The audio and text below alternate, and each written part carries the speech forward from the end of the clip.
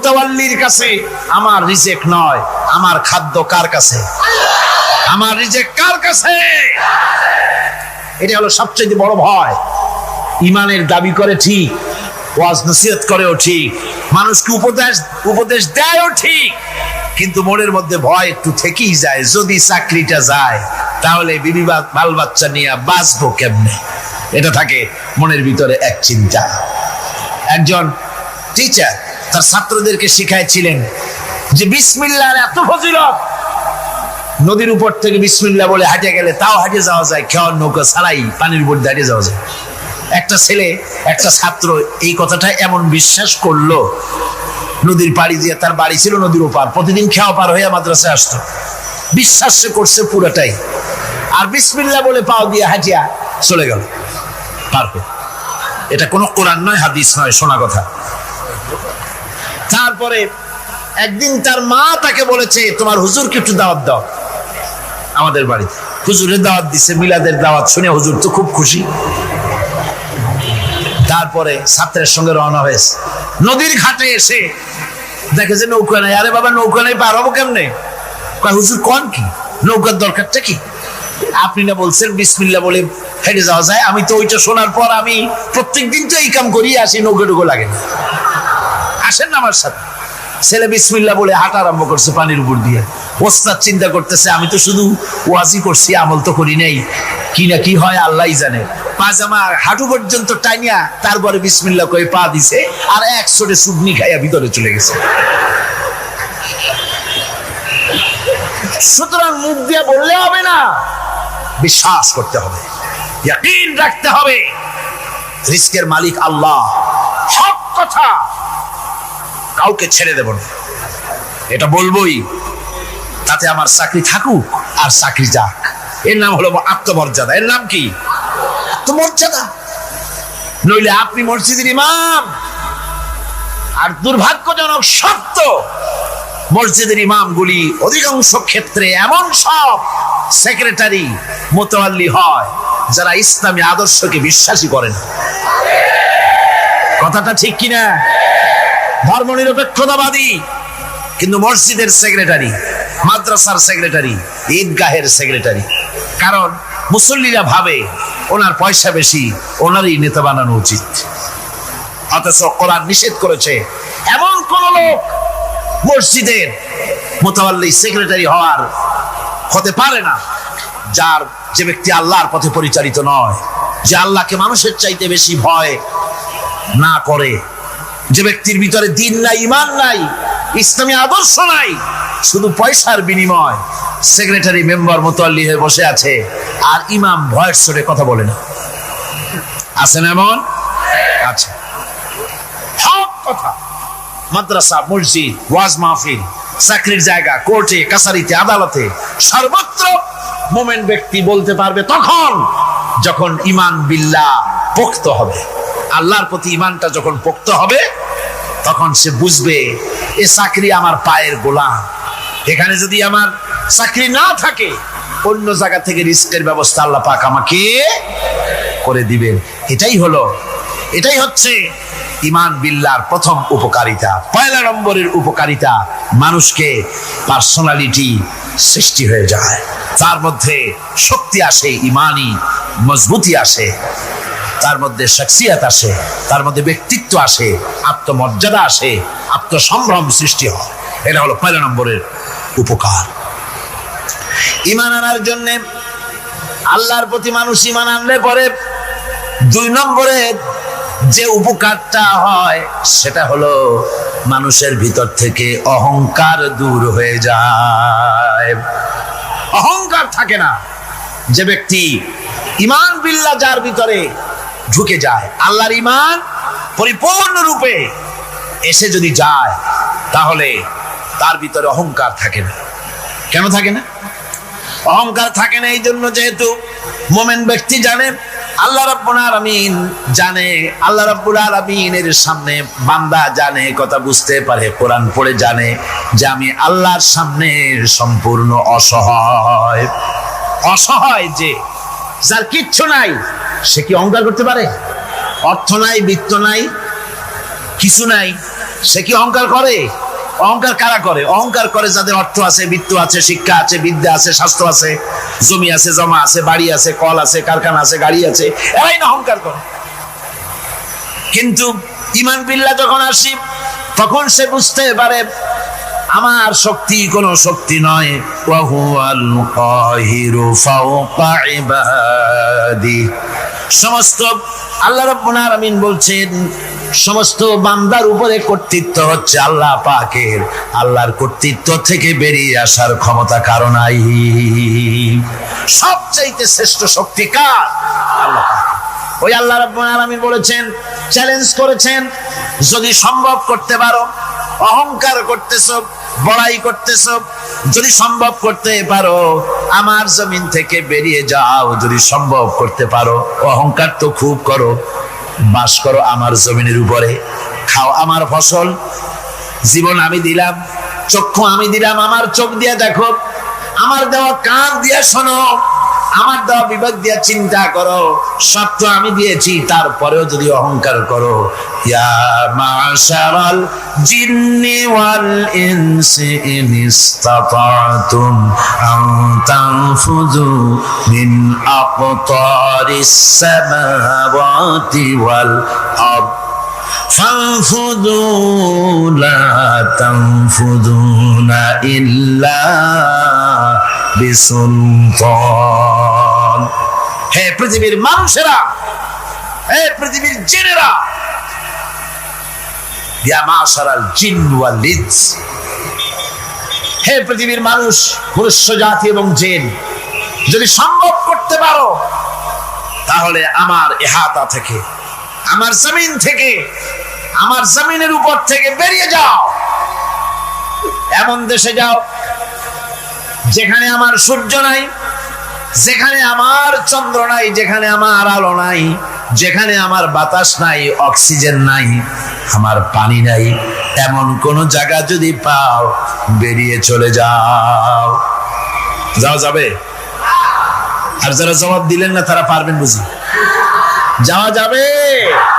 আল্লাহ পাক বলছেন ফানফুযু লা তানফুযুনা ইল্লা বিসুলতান। আমার রাজত্ব থেকে, আমার ইহাতা থেকে, আমার পরিমণ্ডল থেকে, আমার কর্তৃত্ব থেকে বেরিয়ে যাওয়ার কোনো পথ নাই। কেউ বেরিয়ে যেতে পারবে না। আকাশ দিয়ে, জমিন দিয়ে পরিবেষ্টন করে রেখেছি, পালাবার উপায় নাই, ভাগবার জায়গা নাই। এই কথা মোমেন যখন পড়ে আস্তে করে মাথা নিচু হয়ে আসে, আমি কত দুর্বল আমার মহান আল্লাহর সামনে। সুবহানাল্লাহ। এই জন্য আমি বলি, কিসের বড়াই করবেন? কিসের বড়াই? বিদ্যার বড়াই। কতটা বিদ্যা অর্জন করেছেন? কতটুকু শিখেছেন?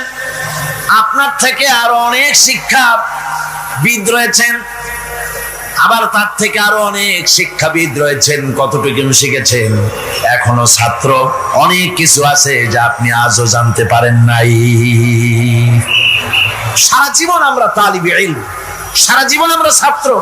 মুহাদ্দিস হন, মুফাসসির হন, প্রফেসর হন, প্রিন্সিপাল হন, যেই হন না কেন, চিকিৎসাবিদ, চিকিৎসা বিজ্ঞানী, রাষ্ট্রবিজ্ঞানী, দার্শনিক, যেই হোক না কেন, সব ছাত্র। সব কি? ছাত্র। বহু কিছু এমন আছে যা আজও মানুষ উদ্ধার করতে পারে নাই, শিখতে পারেনি। সুতরাং শিক্ষার বড়াই করবে। এরপরে অর্থের বড়াই করবা। কয়টা টাকার মালিক হয়েছে তুমি? টাকার বড়াই করে মানুষ। জিজ্ঞেস করা হয়, মিয়া সাহেব রোজা রাখেন না কেন? কয় রোজা রাখবো, চাউলের অভাব আছে নাকি? না ধানের অভাব আছে, না টাকার অভাব আছে। নাউজুবিল্লাহ। কত টাকা হয়েছে? আল্লাহ রাব্বুল আলামিন যদি ইচ্ছা করেন এমন রোগ দিয়া দিতে পারেন, হার্টের ভিতরে ক্যান্সার দিয়ে দিতে পারেন, ব্রেনের ভিতরে টিউমার দিয়ে দিতে পারেন, রক্তের ভিতরে ক্যান্সার দিয়ে দিতে পারেন, হাড়ের ভিতরে ক্যান্সার ঢুকায় দিতে পারেন। এমন রোগ হয়ে যেতে পারে ডাক্তারের 14 গোষ্ঠী গুলে খেলেও রোগ ভালো হবে না। সারা জীবন যত টাকা কামাই করেছেন, গোষ্ঠী বেচতেও ঔষধের পয়সা হবে না। পারবে কিনা আমার আল্লাহ? জোরে বলেন পারবেন কিনা? পারবেন, প্রচন্ড ক্ষমতা। কাজী বান্দা যখন এগুলি পড়ে মাথাটা নিচু হয়ে আসে যে ক্ষমতা তো তার, বড়াই করার কোনো উপায় নাই। আমরা কিতাবের মধ্যে পড়েছিলাম, সেই আল মুস্তাতরফ একটা কিতাব ছিল, আলেমে পড়ানো হতো। মৌলানা শামসুদ্দিন সাহেব পড়েছেন নিশ্চয়ই? জি, ওলামারা পড়েছে।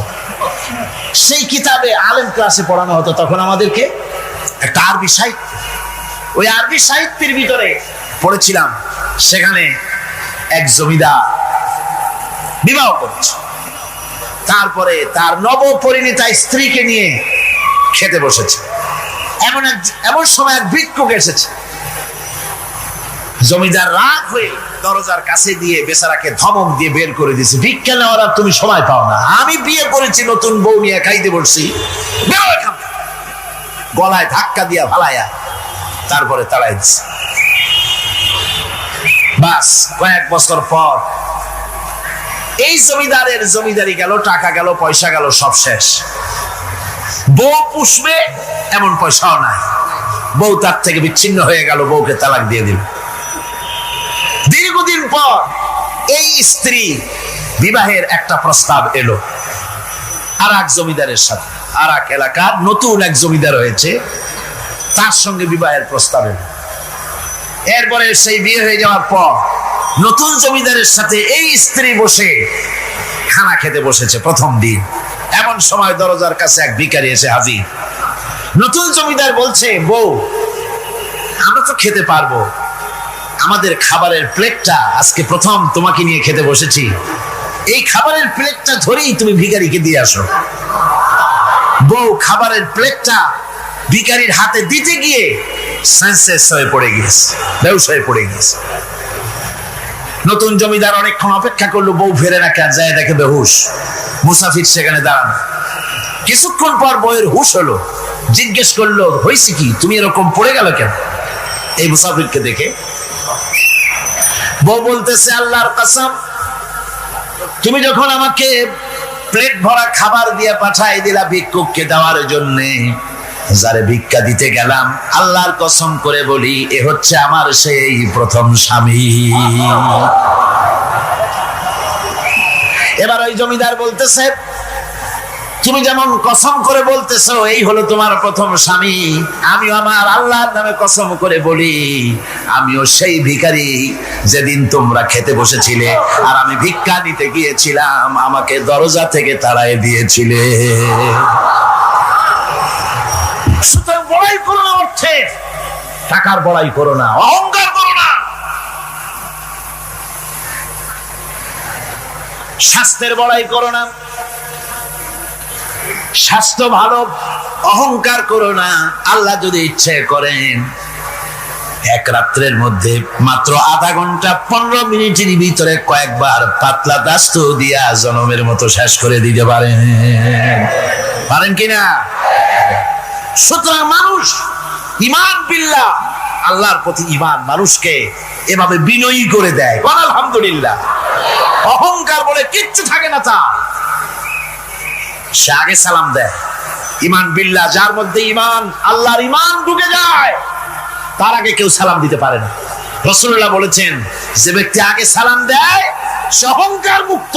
জয় গো সুবহানাল্লাহ। এখন তো সালাম শুধু পেতে চায়। দারোগা চিন্তা করে, পুলিশেরা আমারে সালাম দেবে, আমি ওরে সালাম দিতে যাবো কেন? ও প্রত্যেকদিন আমারে দেয় স্যালুট, আমি দেবো ওরে সালাম, একটা কথা। এসপি মনে করে ইন্সপেক্টর আমারে সালাম দিবে, আইজি মনে করে এসপি আমারে সালাম দিবে, প্রেসিডেন্ট মনে করে মন্ত্রীরা আমারে সালাম দিবে, হুজুররা মনে করে মুরিদরা আমারে আগে সালাম দিবে। না, এটা সুন্নাতের খেলাফ। রাসূলুল্লাহর আগে কেউ সালাম দিতে পারে নাই। জোরে কোন সুবহানাল্লাহ। আগে সালাম দাও।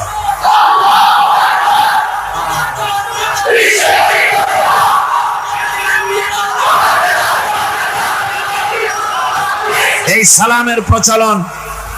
সালামের প্রচলন মুসলমানদের মধ্যে বেশি বেশি হওয়া উচিত। আপনারা সালামের প্রচলন চালু করে দিবেন, বেশি করে চালু করবেন। বউরে সালাম দিবেন, বউ আপনাকে দেবে। ঘরের মধ্যে ঢুকবেন, ঢুকেই বলবেন আসসালামু আলাইকুম ওয়া রাহমাতুল্লাহি ওয়া বারাকাতুহু। বাইরের থেকে গেছেন, ঘরে ঢুকেই প্রথম সালাম দেন, বউ সালামের জবাব দেবে, বউ আপনাকে দেবে। বাচ্চাদের সালাম দেন, বাচ্চারা আপনাকে দিবে। এরকম সালামের প্রচলন চালু করেন। রাসূলুল্লাহ বলেছেন, মানে একটা গাছের আড়ালে এই সালাম হলো, লোকটা গাছের আড়ালে চলে গেছে, আবার দেখা হয়েছে, আবার সালাম দেয়। এখন এই সালাম কমে গেছে, এখন সালামের পরিবর্তে অনেক কিছু হয়েছে।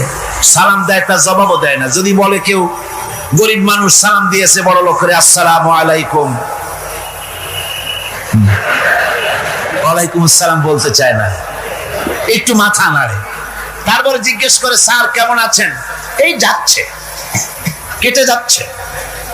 কি কেটে যাচ্ছে? তোমার কল্লা? আলহামদুলিল্লাহ বলতে পারো না?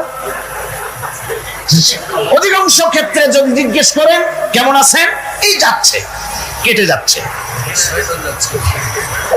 আপনার যত অসুখ হোক আগে বলেন আলহামদুলিল্লাহ, তারপরে অসুখের কথা বলেন।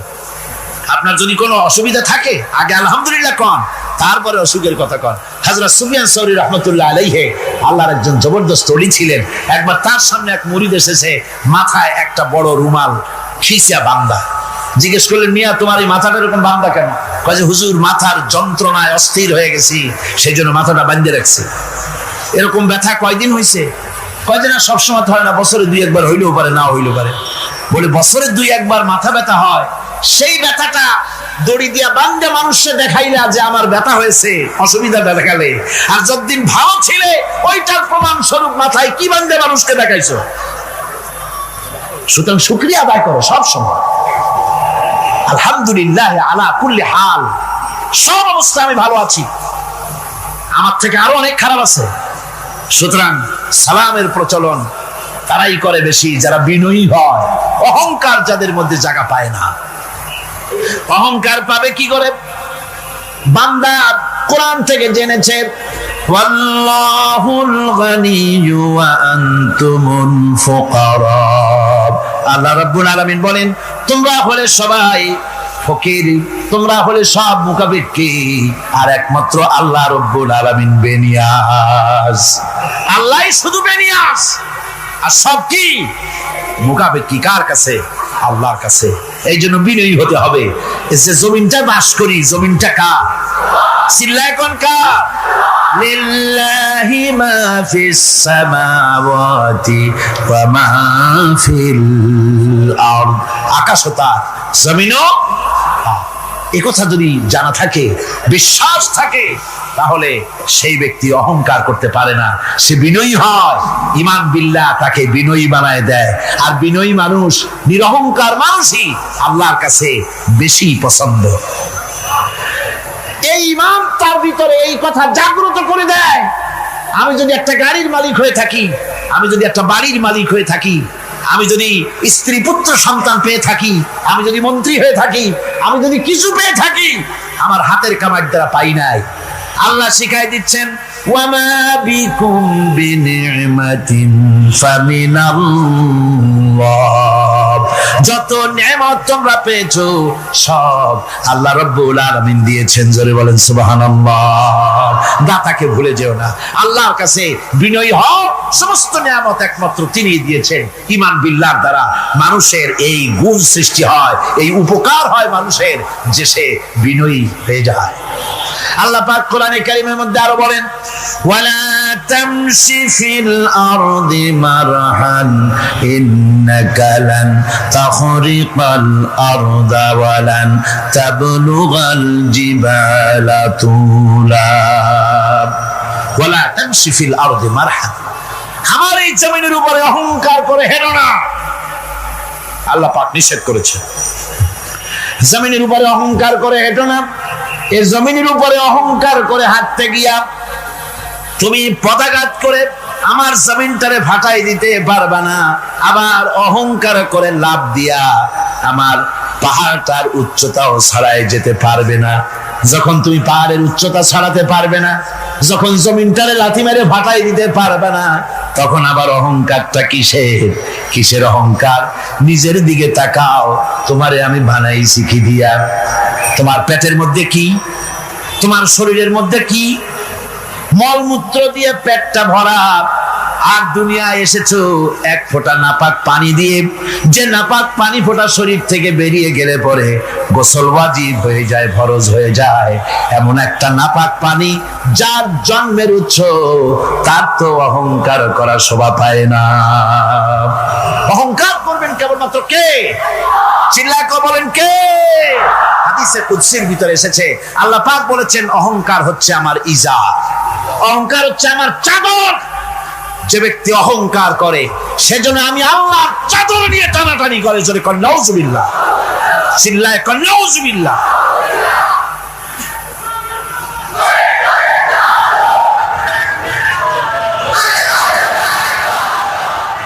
আমার বন্ধুগণ, আল্লাহ রাব্বুল আলামিন কোরআনে কারীমের মধ্যে বলেছেন, আমার সঠিক বান্দা যারা অহংকার তাদের মধ্যে থাকে না। ওয়া ইবাদুর রাহমানিল্লাযীনা ইয়ামশুনা আলাল আরদি হাওনা। রহমানের বান্দা যারা, আমি আল্লাহ পাকের গোলাম যারা, তারা জমিনের উপরে খুব বিনয়ের সাথে চলে। তাদের চলাফেরা দেখলেই বোঝা যায় লোকটা বিনয়ী, আল্লাহর বান্দা। সুবহানাল্লাহ ওয়া বিহামদিহি। কি বলেন? মানুষ দুই নম্বরে কি হয়? অহংকার মুক্ত হয়ে যায়। আল্লাহ রাব্বুল আলামিনের উপরে ঈমান আনলে পরে, ঈমান বিল্লাহ যখন এসে যায় ভিতরে, আল্লাহর প্রতি যখন ঈমান পরিপূর্ণতা লাভ করে, তখন তার 3 নম্বরের উপকার যেটা হয় সেটা হলো সে নির্ভীক হয়ে যায়, তার মধ্যে বীরত্বের সৃষ্টি হয়। জোরে বলেন আলহামদুলিল্লাহ। ঈমানদার লোক কোনোদিন কাপুরুষ হয় না। ঈমানদার লোক কাপুরুষ হয় না, বীর পুরুষ হয়। আর পৃথিবীতে কাপুরুষেরা কোনো ইতিহাস সৃষ্টি করতে পারে না। বীর পুরুষ জীবনে মরে একবার, আর কাপুরুষ মরে জীবনে বারবার। পাতি শিয়ালের ডাক শুনে চিতই পড়ে। ট্রাকের টায়ার পাংচার হয়েছে, আওয়াজ শুনে হার্ট ফেল করে। এই হলো যারা নাকি ঈমানের দিক থেকে দুর্বল, তাদের এই অবস্থা। আর ঈমানদার যারা, তারা বোমার আওয়াজ শুনে পালায় না, বরং আহত সিংহের মতো আওয়াজ যেদিকে হয়েছে সেদিকে ছোটে গিয়ে দেখে তার কোনো ভাই আহত হয়েছে কিনা। এটা হলো ঈমান বিল্লাহর তৃতীয় গুণ, তৃতীয় উপকার। আল্লাহর প্রতি ঈমান আনলে পরে মানুষ নির্ভীক হয়ে যায়। মানুষের সবচাইতে ভয়টা কি কন্ত বলতে পারেন? সবচাইতে বড় ভয় কিসে? মৌতের। অবশ্য কেউ কেউ বড় ভয় বউকেও মনে করে যে বউ হলো সবচাইতে বড় ভয়ের জিনিস। স্ত্রীকে অনেকে মৌতের চাইতেও ভয় মনে করে। একবার নাকি একজন দেশের বাদশাহ, তিনি বলছিলেন মন্ত্রীকে যে আমার দেশের লোকেরা সবচাইতে কারে বেশি ভয় করে? মন্ত্রী বলছে দেশের লোকেরা সবচাইতে বউকে বেশি ভয় করে। বলি এটা একটা কথা হলো নাকি? প্রমাণ করতে যদি না পারো তাহলে তোমার চাকরি শেষ। প্রধানমন্ত্রী তো মুসিবতে পড়ে গেছে। তারপরে সমস্ত লোক দেখেছে, সমস্ত শহরবাসীকে দেখে তারপরে বলছে তোমরা যারা বউকে ভয় করো না তারা সব এদিকে আসো, আর যারা বউকে ভয় করো তারা এ পাশে থাকো। এখন যারা ভয় করে তারা সব একদিকে চলে আসছে।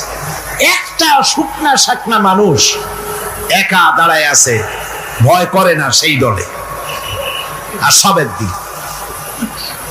বাদশা আশ্চর্য হয়ে গেল, সব মানুষ ভয় করে একদিকে চলে আসলো, আর তুমি একা শুকনা শাকনা মানুষ, তুমি বউর ভয় করো না, ব্যাপারটা কি? কয় যে না, বউকে ভয় করি কিনা তা জানি না, আমি আসার সময় আমার বউ বলে দিয়েছে সব লোক যেদিকে যাবে সেদিকে যাবে না, একা দাঁড়ায় থাকবে একদিকে।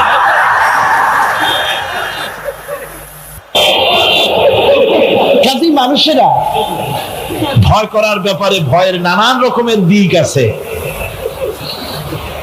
কিন্তু প্রকৃতপক্ষে এটা একটা উপমা দিলাম আমি মাত্র। প্রকৃতপক্ষে মানুষের কাছে সবচাইতে বড় ভয় হলো মৃত্যুর ভয়। সবচাইতে ভয় কিসের ভয়? মানুষের ভিতরে যখন ঈমান বিল্লাহ এসে যায়, আল্লাহর প্রতি যখন সে পরিপূর্ণরূপে ঈমান যখন আনে, তখন তার ভিতরে এই চিন্তা আসে, মৃত্যু তো আমার হবে, মৃত্যু থেকে পালাবার উপায় নাই। পালাবার উপায় যদি থাকতো তাহলে না হয় অবশ্যই ভয় পেতাম না, কিন্তু মৃত্যু থেকে তো পালাতে পারবো না। তখন কাপুরুষ হবো কেন? তখন তো বীর পুরুষের মতো জীবন দিতে হবে। কিসের মতো দিতে হবে জীবন? আল্লাহ রাব্বুল আলামিন কোরআনে কারীমের মধ্যে বলে রেখেছেন, ঈমানদার লোক আল্লাহরে যে বিশ্বাস করে তার বড় উপকার হলো মওতকে পরোয়া করে না। মওতকে পরোয়া করে না বলে তার পক্ষে সমস্ত কাজ সহজ হয়ে যায়। কোরআন বলতেছে, কুল ইন্নাল মাউতাল্লাযী তাফিরুনা মিনহু ফাইন্নাহু মুলাকীকুম। মরণ তোমার, মরণ থেকে পালাও তুমি, মরণ তোমায় লইবে ঘিরে। মরণ থেকে পালাও তুমি, মরণ তোমায় লইবে ঘিরি। যদিও সুদূর আকাশ পানে লুকাও সেথায় লাগিয়ে সিঁড়ি। হে মহারোগের চিকিৎসক নাই, নাই সে ঔষধ জগতে। খুঁজিয়া কাতর হইলে কি হবে, পারিবে না তারে ফিরাতে। মৃত্যু আসবেই, মৃত্যুর হাত থেকে বাঁচবার কোন উপায় যখন নাই, তখন সেই মওত কাপুরুষের মওত কেন হবে? ঈমান এই উপকার করে মানুষকে, বুকটারে বড় বানায় দেয়।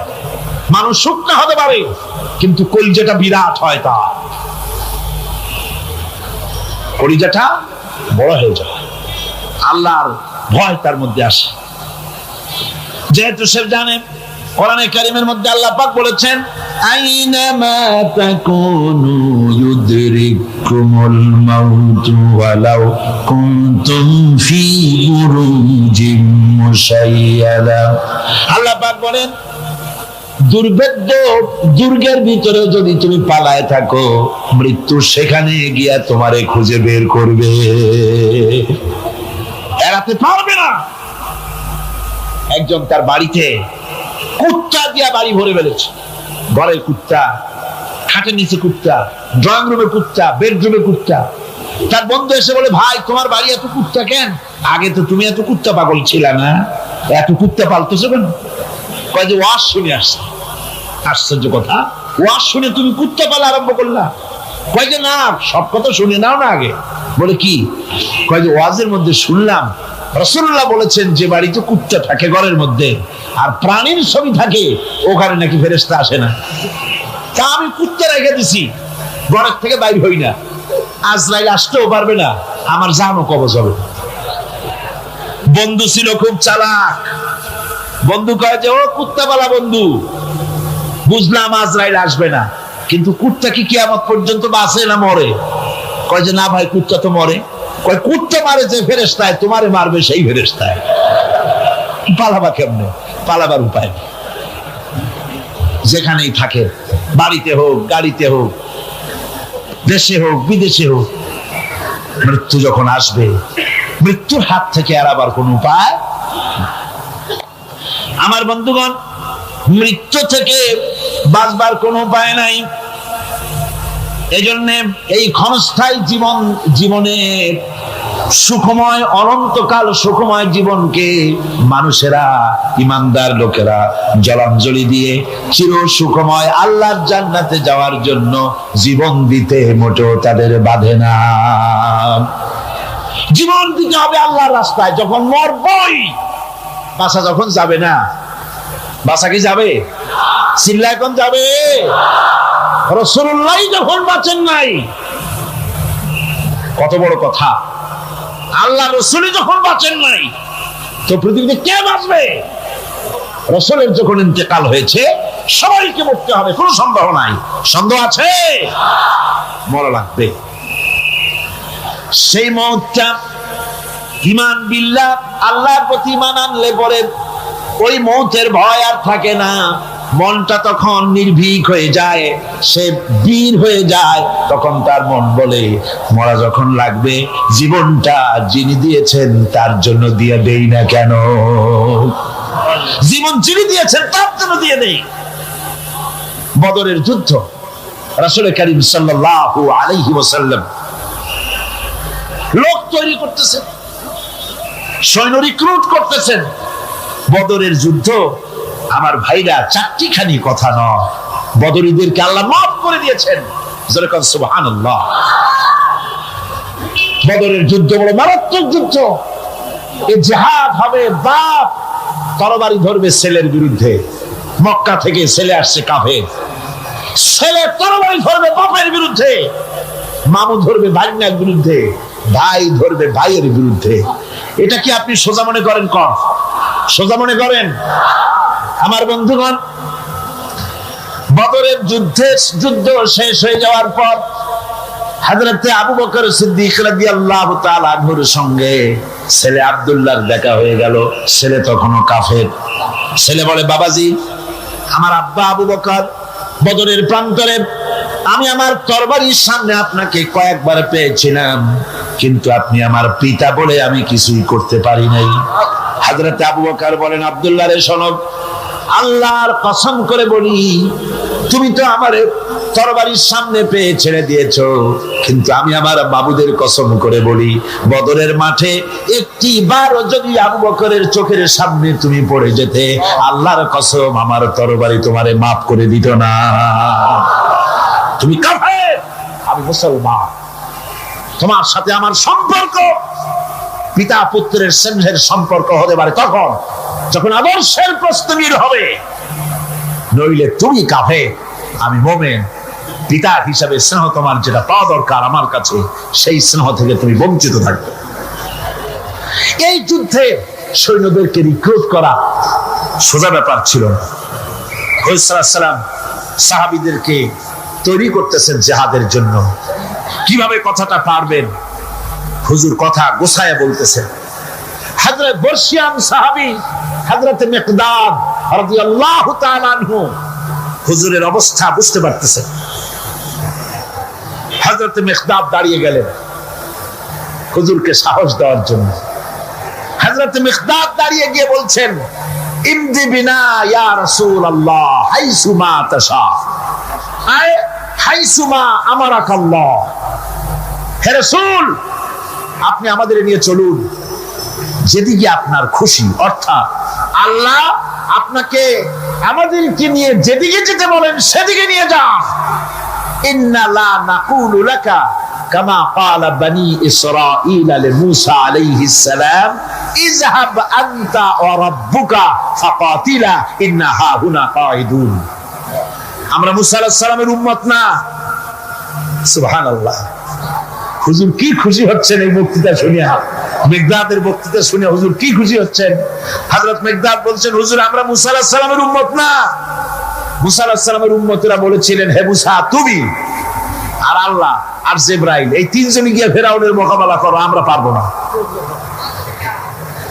আমরা এই কথা বলবো না। বল ইযহাব আনতা ওয়া রাব্বুকা ফাকাতিলা ইন্না মাকুমা মুকাতিলুন।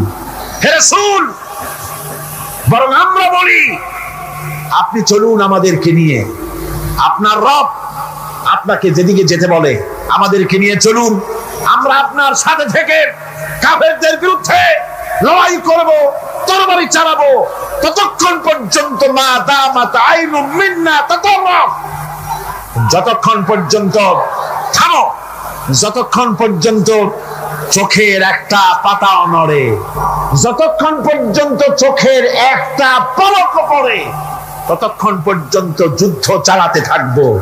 অর্থাৎ নাক দেয়া নিঃশ্বাস যতক্ষণ আসে আর যায়, আপনার সপক্ষে তরবারিগুলি ঝলসে উঠবে। চলেন আমাদেরকে নিয়ে যেদিকে আপনি যেতে চান।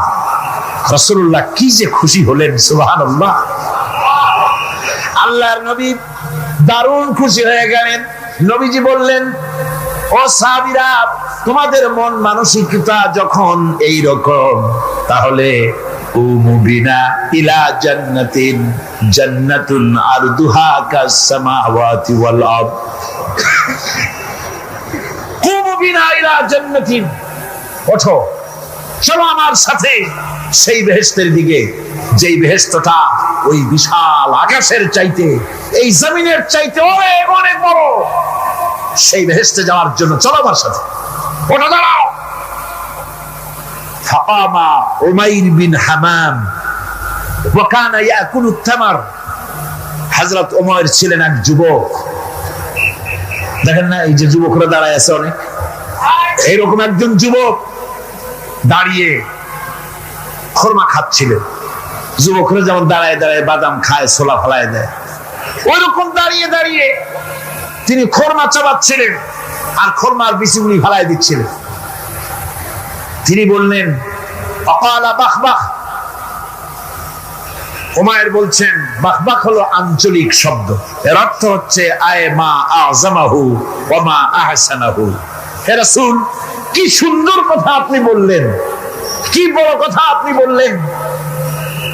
আপনার সঙ্গে জিহাদে গেলে, শহীদ হলে এমন জান্নাত পাবো যে জান্নাতটা হবে ওই আকাশের চাইতে অনেক বড়। ওয়াল্লাহি, আল্লাহর কসম, হাত্তা আকুলাহুন্না ইন্নাহা লাহায়াতান তাবিলা। আমি যদি এই সমস্ত খোরমাগুলি খেতে যাই, তাহলে আমার হাতে যতগুলি খোরমা আছে এই সবগুলি খোরমা যদি খেতে যাই, তাহলে তো বেহেশতে যেতে দেরি হয়ে যাবে। হাতের সবগুলি খোরমা নিক্ষেপ করে ফেলে দিয়ে জিহাদের ময়দানে ঝাঁপায় পড়বে। আমার বন্ধুগণ, জিহাদের ময়দানে ঝাঁপায় পড়ে হযরতে ওমর লড়তে লড়তে নিজে ওমর হযরতে ওমরের শাহাদাত বরণ করলেন। তিনি শহীদ হয়ে গেলেন। জিহাদের শেষে যখন শুহাদায়ে বদর, যখন জানাজা হবে, একজন সাহাবী দেখিয়ে দিলেন, হুজুর, এই হলো সেই উমাইর যিনি জান্নাতের খোঁজ খবর শুনে হাতের খোরমাগুলি খাওয়ার সময় পায় নাই। খোরমাগুলি সব খাইতে গেলে জান্নাতে যেতে দেরি হয়ে যাবে, এই জন্য খোরমা ফেলে দিয়ে জিহাদে অংশগ্রহণ করেছিল। এই হলো সেই উমাইরের লাশ।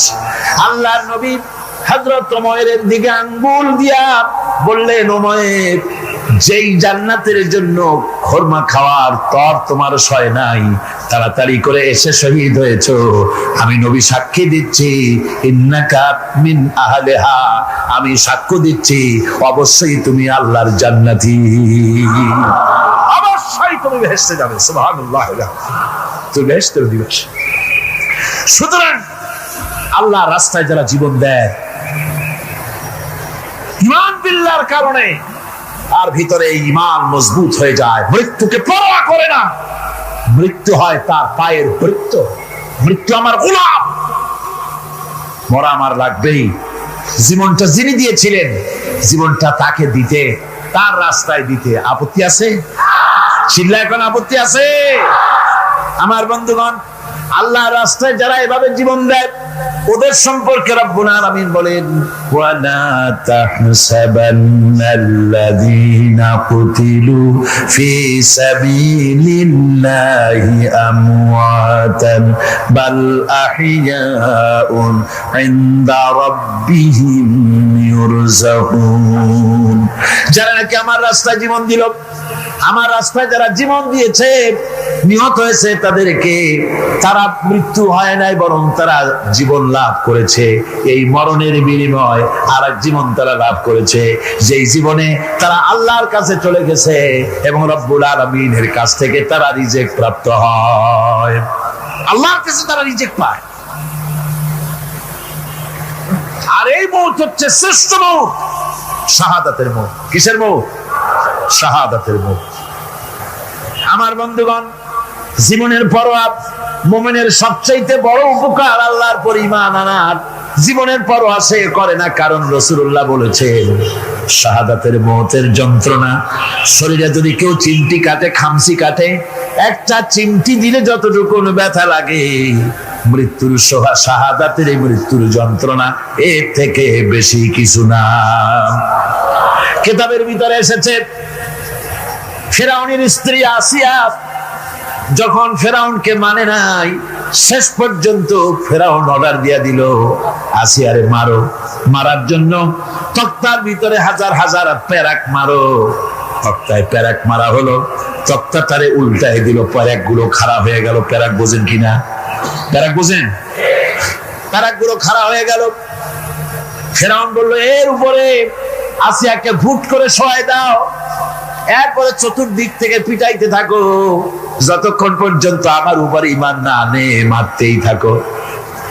প্যারাকের উপরে নারী দেহ আসিয়াকে শোয়াই দেওয়া হলো, আর চতুর্দিক দিয়ে আঘাত করা হচ্ছে।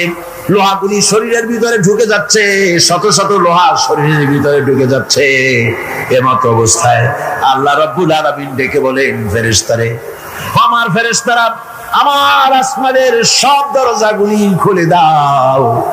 আমার আসিয়া মৃত্যুর আগে, প্রাণ বেরিয়ে যাওয়ার আগে আমার জান্নাতটা দেখে যেন প্রাণটা বেরিয়ে যায়। আল্লাহর এই রাস্তায় মানুষ জীবন দিতে কুণ্ঠাবোধ করে না যদি ঈমান বিল্লাহ, আল্লাহর প্রতি ঈমান মজবুত হয়ে যায়, তার জীবনের মোটেও পরোয়া হয় না। জীবন দিয়েছেন আল্লাহ, এই জীবন দিব, কাকে ফিরায় দেব? আমি। এই জন্য আল্লাহ পাক বলেছেন, ইন্নাল্লাহা আশতারা মিনাল মুমিনিনা আনফুসাহুম ওয়া আমওয়ালাহুম বিআন্না লাহুমুল জান্নাহ। আমি আমার মুমিনের জান এবং মাল সবটা খরিদ করে নিয়েছি, বিনিময়ে মুমিনকে আমার বেহেশত দিয়ে দিয়েছি। তোমার জানটাও আমার মালটাও আল্লাহ। সুতরাং জান মাল তো আমার রাস্তায় জান দাও, মাল দাও। মুমিনের এই শক্তি বাড়ে, মুমিনের ভিতরে এই ঈমান সৃষ্টি হয় আল্লাহর প্রতি ঈমানের কারণে। নির্ভীক সে বীর হয়ে যায়, তার ধারণা এটা হয়, ঈমানের ব্যাপারে মজবুত হয় যে পৃথিবীর সমস্ত শক্তি একত্রিত হয়ে যদি আমাকে চেষ্টা করে, আমার এক গাছা পশম বাঁকা করতে পারবে না যদি না আল্লাহর হুকুম না থাকে। সুবহানাল্লাহ। কোরআনে কারীমে রব্বুল আলামিন বলেন, ওয়া মা হুম বিদাররিনা বিহি মিন আহাদিন ইল্লা বিইজনিল্লাহ। আল্লাহ রাব্বুল আলামিনের সুস্পষ্ট কথা হলো এই যে আল্লাহর বিনা অনুমতিতে কেউ তোমার কোনো ক্ষতি করতে পারবে না। জোরে কোন সুবহানাল্লাহ। কেউ ক্ষতি করতে পারবে না। আবার নির্ধারিত সময় আসার আগে মৃত্যু তোমার হবে না। মৃত্যুর যখন নির্ধারিত সময় হবে তখনই মৌত হবে, এর আগে হবে না। আল্লাহ পাক বলেছেন, ওয়া মা কানা লিনাফসিন আন তামুতা ইল্লা বিইযনিল্লাহি কিতাবাম মুআজ্জালা। আল্লাহ পাক বলেন, আমার নির্ধারিত সময় আসার আগে, এক সেকেন্ড আগে মরবে না, এক সেকেন্ড পরেও মরবে না। অনেকে বলে অমুকের অকাল মৃত্যু হয়েছে, বলে না, বলে কিনা অকাল মৃত্যু হয়েছিল। বাজে কথা। কিসের অকাল মৃত্যু? কালেই মরছে, হায়াত ওখানেই শেষ। হায়াত থাকতে এক সেকেন্ড আগে, এক সেকেন্ড পরে মৃত্যু হবে না। যখন নির্ধারিত সময় আসবে সেই সময় মরবে, এর আগে বা পরে মৃত্যু হবে। মৃত্যু নির্ধারিত সময়ের আগে মরবে না মানুষ। বাহানায় হোক, ওসিলায় হোক, মরণ যেখানে আছে সেখানে যাওয়াই লাগবে। এই জন্যে কবি বলছেন, দো চিজ আজ দো চিজ কাসাদ জোরে জোর একে আবেদানা দিগার খাকে গোর। দুটি জিনিস মানুষকে টানে, একটা হলো খাদ্য আর একটা হলো মৃত্যু। খাবার যেখানে আছে সেখানে যেতেই হবে, আর মৃত্যু যেখানে আছে সেখানেও যেতে হবে। কোরআনে কারীমে রব্বুল আলামিন বলেন, কুল লাউ কুনতুম ফি বুয়ুতিকুম লাবারাযাল্লাযীনা কুতিবা আলাইহিমুল কাতলু ইলা মাদাজিহিম। আল্লাহ পাক বলেন, হে নবী তুমি বলে দাও, তুমি শোনায় দাও, যাদের ভাগ্যে নিহত হওয়া আছে তারা যদি তাদের বিছানায় শুয়েও থাকে, প্রকোষ্ঠের ভিতরে থাকে, মৃত্যু সেখানে গিয়ে হাজির হবে, ওখানেই মৃত্যু হয়ে যাবে। মৃত্যুর সময় আসতে পরে মানুষকে মোটেই সময় দেওয়া হবে না। সময় যখন আসবে সময় মতো তাকে বিদায় নিতে হবে। সুতরাং ঈমান, আল্লাহর প্রতি ঈমান আনলে পরে মানুষের ভিতরে নির্ভীকতার সৃষ্টি হয়। সে কাউকে পরোয়া করে না আল্লাহ ছাড়া। চিল্লায় কর সুবহানাল্লাহ। আরো জোরে বলেন সুবহানাল্লাহ। সাহস, বুক ভরা সাহস তার মধ্যে আসবে। এরপরে আল্লাহর প্রতি ঈমান আনলে পরে আরেকটি উপকার মানুষের হয়, এটা হলো 4 নম্বর উপকার। এটা কয় নম্বর? 4 নম্বরের উপকার হলো আল্লাহর প্রতি মানসিক প্রশান্তি আসে। সেই মানসিক প্রশান্তিটা হলো ইমানদার কখনো হতাশ হয় না, ইমানদার কখনো হতাশায় ভোগে না, নিরাশায় ভোগে না। যেহেতু কোরআন শরীফের ভিতরে আল্লাহ পাক বলেছেন আল্লাহর রহমত থেকে কেবল কাফেররা ছাড়া আর কেউ নিরাশ হয় না। আল্লাহর রহমত থেকে নিরাশ হয় কারা? যেরকম কারা নিরাশ হয়? আর কেউ আল্লাহর রহমত থেকে নিরাশ হয় না। সুতরাং আল্লাহর প্রতি এই আশা, ভরসা, আল্লাহর প্রতি এ ধরনের একটি প্রশান্তি মনের মধ্যে থাকে, সে হতাশ হয় না। কারণ আল্লাহর প্রতি ঈমান আশায় তার বুক বেঁধে দেয়। আল্লাহ পাক কোরআনে কারীমের মধ্যে বলেছেন আল্লাযী খালাকানি ফাহুয়া ইয়াহদিন। আল্লাহ ইব্রাহিম আলাইহিস সালামের মুখ দিয়ে কথা বলেছেন, আল্লাহ হচ্ছেন তিনি যিনি আমাকে সৃষ্টি করেছেন আর আমার হেদায়েতের রাস্তাও তিনি দেখিয়ে দিয়েছেন। ওয়াল্লাযী হুয়া ইউতঈমুনি ওয়া ইয়াসকিন। আর আমি যখন ক্ষুধার্ত হই তিনি আমারে খাওয়ান, আর আমি যখন তৃষ্ণার্ত হই তিনি আমারে পান করান। কে খাওয়ান? কে খাওয়ান আর পান করান কে? আল্লাহ পাক বলেন ওয়াইদা মারিতু ফাহুয়া ইয়াশফিন। ইব্রাহিম আলাইহিস সালামকে দিয়ে আল্লাহ এই কথাও বলালেন, আমি যখন অসুস্থ হই আমারে রোগ মুক্ত কে করে দেয়? বলেন না কে করে দেয়? আল্লাহ রাব্বুল আলামিন রোগ মুক্ত করে দেন। হযরত আইয়ুব আলাইহিস সালামের ঘটনা কোরআনে কারীমের মধ্যে আল্লাহ রাব্বুল আলামিন উঠায় দিয়েছেন, বলে দিয়েছেন যাতে করে মুমিনেরা মনের মধ্যে আল্লাহর প্রতি আশা ভরসা আনতে পারে। রোগ হয়েছে হযরত আইয়ুব আলাইহিস সালামের, এত অসুখে রোগে শোকে আত্মীয় স্বজন স্ত্রী পুত্র পরিজন সব তারে ছেড়ে গেল, গায়ে পোকা হয়ে গিয়েছে।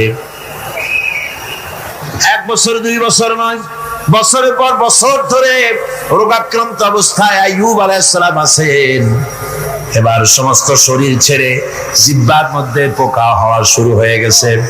হযরত আইয়ুব আলাইহিস সালাম জিহ্বায় যখন পোকা শুরু হয়ে গেল, আল্লাহর দরবারে তখন তিনি ফরিয়াদ করে বলেছিলেন রব্বুল আলামিন, সারা শরীরে পোকা ধরলো, শরীর জড়া হয়ে গেল, রোগে শোকে শেষ হয়ে গেলাম, কোনো শিকায়ত করি নাই, এবার তো কথা না বলে পারি না মাবুদ, তুমি দয়া করে আমার জিহ্বায় পোকা দিও না। আমার জিহ্বাটা পোকা ধরেছে, দয়া করে পোকা জিহ্বায় দিও না, কারণ আমার জিহ্বায় যদি পোকা হয়ে যায় তাহলে তোমার মতো আল্লাহর জিকির আমি কি দিয়া করব? আমার জিহ্বাটা ভালো রাখো আল্লাহ। হযরত আইয়ুব আলাইহিস সালাম পড়েছিলেন আন্নী মাসানি আদ-দুররু ওয়া মানে তার 11 ভাই ইউসুফ আলাইহিস সালামকে কুয়ার মধ্যে ফেলাই দিলেন, আর এসে তারা বলল যে ইউসুফ আলাইহিস সালামকে বাঘে খায়া ফেলেছে। এটা কি গল্প নাকি? এটা কোথায় আছে? কোরআন শরীফের মধ্যে আছে। ওই 11 ভাই মনে করেছিল ইউসুফ আলাইহিস সালামকে কুয়ার মধ্যে ফেলাই দিলাম, এই কুয়ার মধ্যে পচে মরবে, শেষ হয়ে যাবে। কিন্তু ওই 11 ভাই জানে না এটা কোনো কুয়া নয়, এটা হলো একটা সুড়ঙ্গ পথ, এটা হলো একটা টানেল। এক মুখে ইউসুফকে ফেলাই দিল 11 ভাই, কুয়ার আরেক মুখ থেকে আল্লাহ হযরত ইউসুফকে বের করে মিশরের সিংহাসনে বসায়া দিলেন। ওরা বুঝে না, তাই চিরকাল পাপীরা আল্লাহ বান্দাদেরকে, আল্লাহ দ্বীনের গোলামদেরকে অত্যাচার করে, মনে করে শেষ করে ভালাবো, কিন্তু শেষ আল্লাহর গোলামেরা হয় না, ওরাই শেষ হয়। ঠিক কিনা কর? জোরে বলেন ঠিক কিনা? ভাইরা আমার, হযরত ইয়াকুব আলাইহিস সালাম ছেলের চিন্তায় চোখ দুটো অন্ধ হয়ে গেছে, কাঁদতে কাঁদতে চোখ অন্ধ হয়ে গেছে। কিন্তু হতাশ হন নাই, কারণ হতাশ হবে কেবলমাত্র কাফেরেরা। হতাশ হয় কারা? আল্লাহ বলেছেন হতাশ হয় কাফের, ইমানদার কখনো হতাশ হয় না। হযরত ইয়াকুব আলাইহিস সালাম ছেলে হারাইয়া কি বলতেছেন শোনেন। আল্লাহ তার কথা কোরআনে কারীমের ভিতরে আল্লাহ কি সুন্দর করে উঠায় দিয়েছেন। হযরত ইয়াকুব পড়তেছেন ফাসাবরুন জামিলুন আসাল্লাহু আইয়াতিয়ানি বিহিম জামিআন ইন্নাহু হুয়াল আলিমুল হাকীম। ফাসাবরুন জামিল, ধৈর্য ধারণ করাই এখন আমার জন্য উত্তম।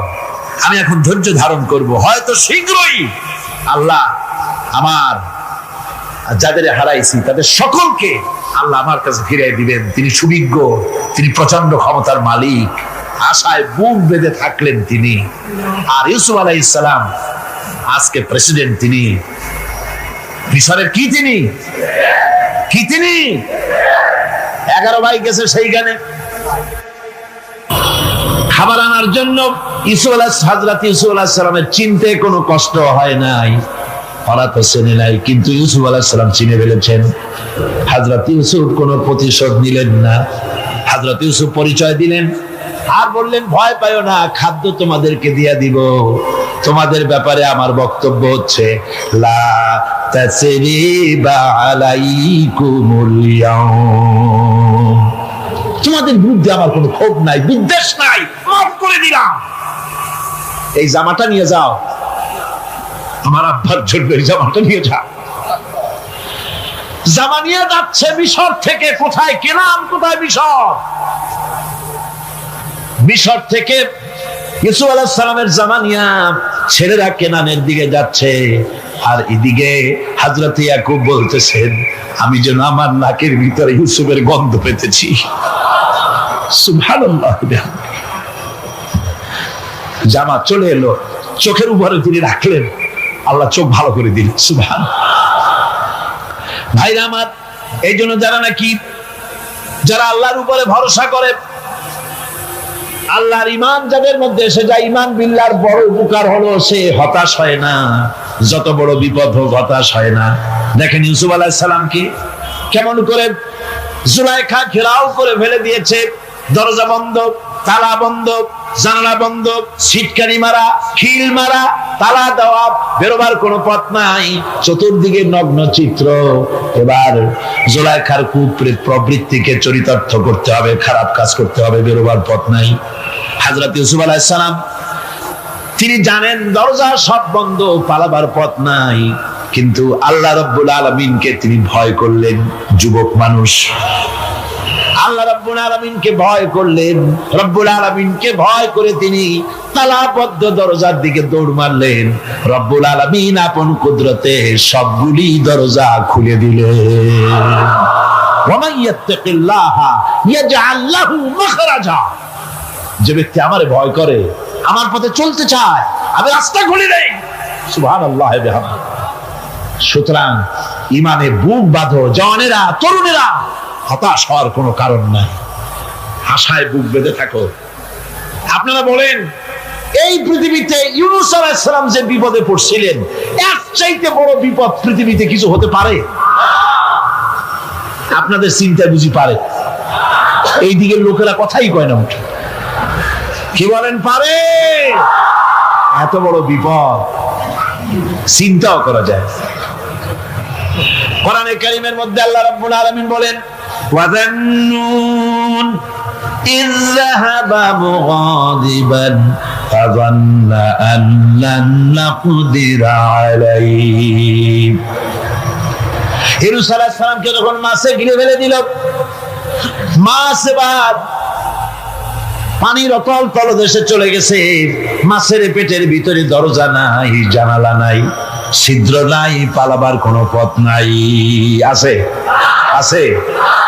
ফানাদা ফিল যুলুমাতি আন লা ইলাহা ইল্লা আনতা সুবহানাকা ইন্নী কুনতু মিনাজ জালিমিন। জানেন না এই দোয়া?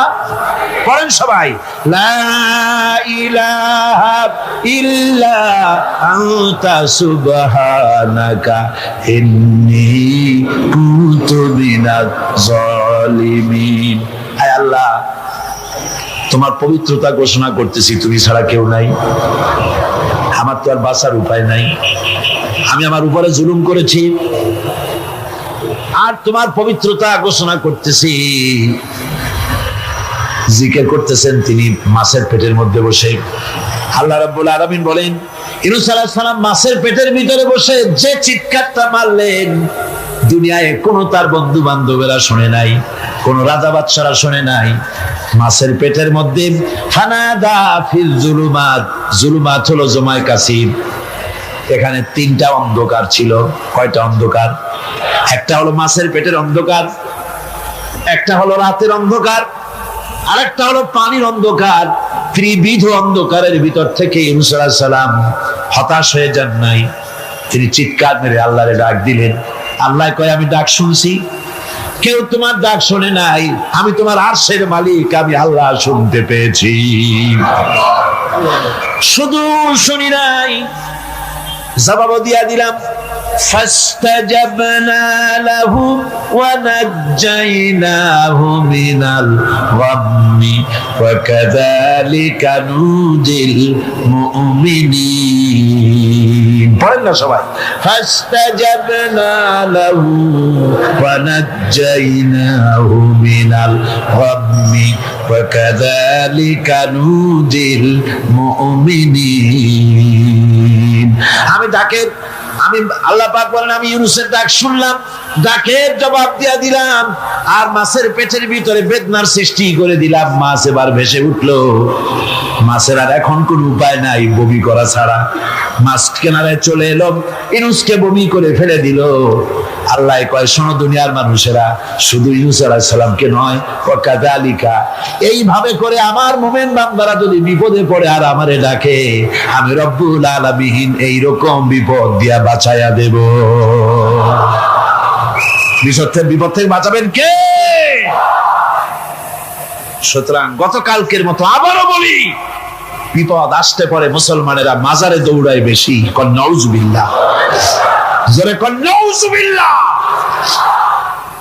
বিপদ আসে আর মাজারে চলে যায়, যাইয়া সেখানে কাঁদবে, মাজারের উপরে মাথা ঘা দিতে থাকে, পয়সা দেয়, মুনাজাত করে, কাঁদতে থাকে, মাজারওয়ালার কাছে বিপদ মুক্তি চায়। নাউজুবিল্লাহ পড়ে, আবারও কন নাউজুবিল্লাহ। বিশ্বাস করুন আমার ভাইরা, বিশ্বাস করুন, আল্লাহর কোরআন আমার হাতে। মাজারওয়ালার কাছে কামলে পড়ে, ওই মাজারে যিনি শুয়ে আছেন, আল্লাহর কসম তার কোনো ক্ষমতা নাই আপনাকে বিপদ থেকে বাঁচাতে পারে। কোরআনে কারীমের মধ্যে আল্লাহ পাক এই পৃথিবীর বুকে যারা আরামের টাটকা সুখগুলি, আরামগুলি যারা বর্জন করে আল্লাহ রাব্বুল আলামিনকে বিশ্বাস করে যারা জীবন পরিচালনা করেছে, আল্লাহ পাক তাদের জন্য জান্নাত রেখেছেন এবং তাদের জন্য বলছেন, সাবিকু ইলা মাগফিরাতিম মির রাব্বিকুম ওয়া জান্নাতিন আরদুহা কাআরদিস সামাই ওয়াল আরদ উইদ্দাত লিল্লাযীনা আমানু বিল্লাহি ওয়া রাসূলিহি। আল্লাহ পাক বলেন, প্রতিযোগিতা করো আল্লাহর মাগফিরাত কামনার জন্য আর জান্নাতে যাওয়ার জন্য প্রতিযোগিতা করো, আল্লাহর রহমত পাওয়ার জন্য সৎ কাজের প্রতিযোগিতা করো, তাহলে আল্লাহ রাব্বুল আলামিন তোমাদেরকে ক্ষমা করবেন আর তোমাদের জন্য এমন জান্নাত দিবেন যেই জান্নাত আকাশের বিশালতার, জমিনের বিশালতার মতো। এই বিরাট জান্নাত তোমাদেরকে দিবেন। এই জান্নাত চিরস্থায়ী সুখ এবং শান্তি জায়গা হবে।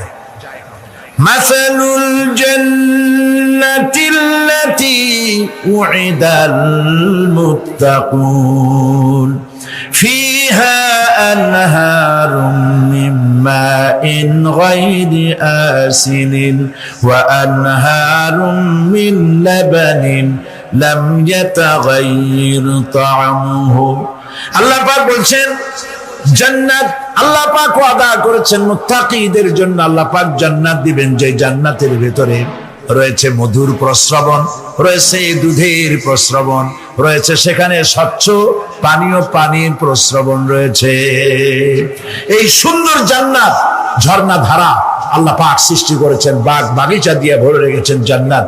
সেই জান্নাতে জান্নাত হবে এয়ার কন্ডিশন, রৌদ্রের তাপ হবে না সেখানে, রৌদ্রের খরতাপ হবে না সেখানে, ঠান্ডার প্রচন্ডতা থাকবে না। কিরকম হবে জায়গাটা? আল্লাহ পাক বলছেন মুত্তাকিনা আলাল আরাইকি লা ইয়ারাউনা ফিহা শামসান ওয়ালা জামহারিরা ওয়া দানিয়াতান আলাইহিম যিলালুহা ওয়া যুল্লিলাত কুতুফুহা তাযলিলা।